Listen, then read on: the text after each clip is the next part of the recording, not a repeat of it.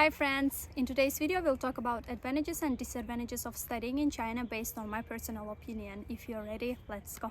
Number 1. China is a safe country. Violence crime rates are quite low here and you can easily walk at night and feel yourself safe. Chinese people are friendly and ready to help.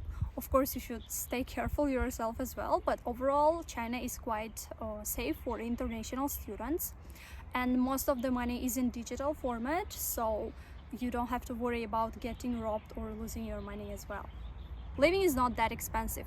Of course, it depends on which city you're living in, but as an international student who studies on scholarship and lives in the dormitory, I spend only around 1,500 yuan, and that is mostly on food and transportation. If you live in bigger cities like Shanghai or Shenzhen, of course it's going to be more expensive, but still I think that China is quite affordable for international students.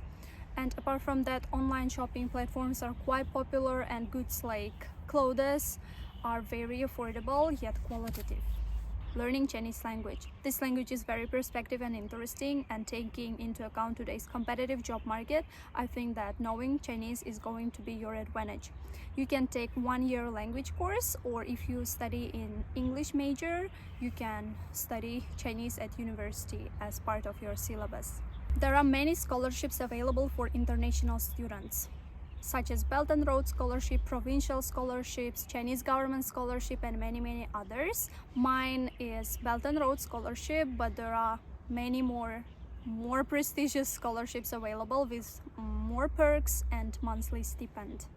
Number 5. Good quality of education given. There are many prestigious universities in China with top-notch quality of education and widely recognized academic qualifications. What is really good is that majors are available not only in Chinese but in English as well if your Chinese skills are poor. Teachers are highly qualified professors with distinct teaching methods and skills. And the last, probably my most favorite point, is that Chinese campuses are very beautiful. China itself is very unique with its distinct architectural style and beautiful nature, and on university campuses you can see all of that mixed together. Now let's talk about disadvantages. These are also based on my personal opinion, so if you don't agree, you can leave your opinion in the comments. So number 1 is food. If you're coming to China as an international student, you may find it hard getting used to eating food in school canteens where it's a little bit greasy and spicy. And I'm that type of person who doesn't trust people cooking food outside, and I have some dietary requirements, so I find it hard finding the food that I really enjoy. But if you're open to food adventures and you love trying new spicy food, then I think it's going to be more of advantage rather than disadvantage. Number 2 is language barrier. If your Chinese skills are quite poor, you are going to struggle a lot when you come here for the first time trying to communicate with local people, because Chinese people, like local Chinese people, don't speak English, or even if they do, they are shy to speak. So it's not a disadvantage, it's more of a warning. If you're coming to study in China, please learn as much Chinese as possible before you come here. Internet. As soon as you enter China, you lose access to conventional internet that you used to use in the past. China has its own internet, Baidu, WeChat, Bilibili, and many others. So if you still want to access YouTube, Instagram, Google, and all the other social media, you need to install a VPN. And in most cases it's paid. I personally pay 19 yuan per month. Number 4, everything is strictly controlled.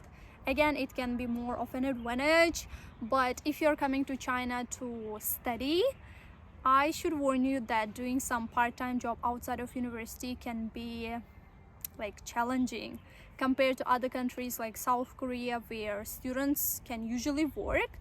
In China, it's a little bit more difficult. As I said earlier, it's a double-edged sword, so you can decide yourself if it's advantage and disadvantage and leave it in the comments. Now I want to add some of bonus points. One of them is that Chinese people are very friendly and they love foreigners.